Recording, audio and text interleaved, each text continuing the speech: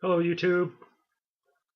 So, warmonger Obama and his administration have officially accused the Russians of hacking the 2016 elections, basically. Um, and I think this is highly suspect. As someone who makes a living in computers, um, I know what I would do if I was going to hack something, and that would be to use a proxy server, right, and proxy my activities through someplace like Russia or North Korea. Now, that doesn't mean that someone inside Russia didn't actually do this, and maybe some faction of the government in Russia is actually somehow involved.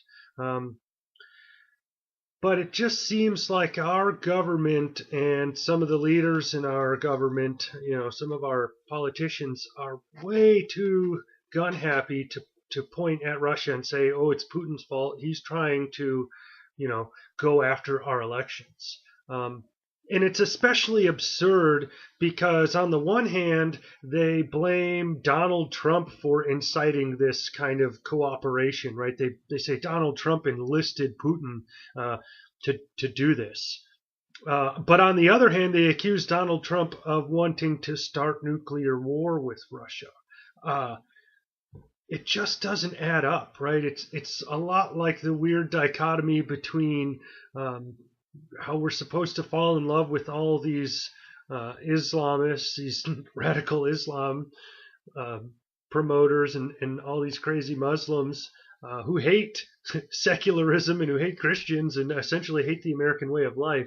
Um, and at the same time, we're supposed to promote gay and transgender rights. Like you can't have it both ways. Either you respect gays and their right to be alive and do whatever they want, or you respect the religion of Islam for its right to want to kill gay people and denounce secularism. I'm off on a tangent here, though.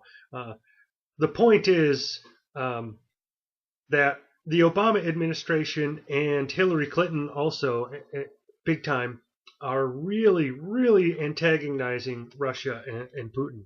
And he's pushing back. At this point, he doesn't care. He's willing to antagonize us in return. Um, it's interesting. He just doesn't give a fuck. It's really what it is.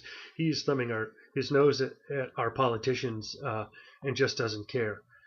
Um, but for the government to come out and release this statement about Russia is trying to deliberately interfere with our elections because they want to sway it one way or another because they have some vested interest in whistleblowing, right? Of all the scandals that go on. Actually, I wouldn't be surprised. I mean, let's face it. Some of the information that's been released about Hillary Clinton in these kinds of leaks and hacks has shown that she sold uranium to the Russians, right? It exemplifies and it shines a light on her dirty dealings with shadowy government figures in Russia. So all of it is nonsense. It's warmongering. They're trying to whip up a frenzy to get you to be behind some kind of war in Russia, some kind of ground war in Syria, some kind of conflict um, over in that part of the world. And I think we should oppose it as a people. I think we should oppose all wars at this point, unless someone is attacking us directly. Um, we shouldn't be spending money on our military. There are way too many problems here at home that need to get fixed first.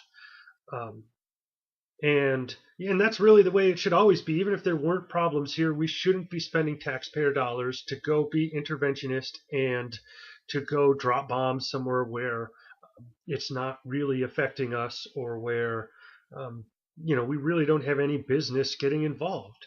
Um, so take a minute, go sit in a quiet room, think about that for a little while, consider whether or not you're really pro-war or not. I know there are some people in this country who are, and that's your right. That's fine if that's how you feel. Maybe you should vote for Hillary. But I have a feeling that most of the people in this country who support the military want nothing to do with Hillary Clinton. So there's an interesting um, probably lends itself towards an anti-war sentiment in some ways. Anyway, that's all. Thanks.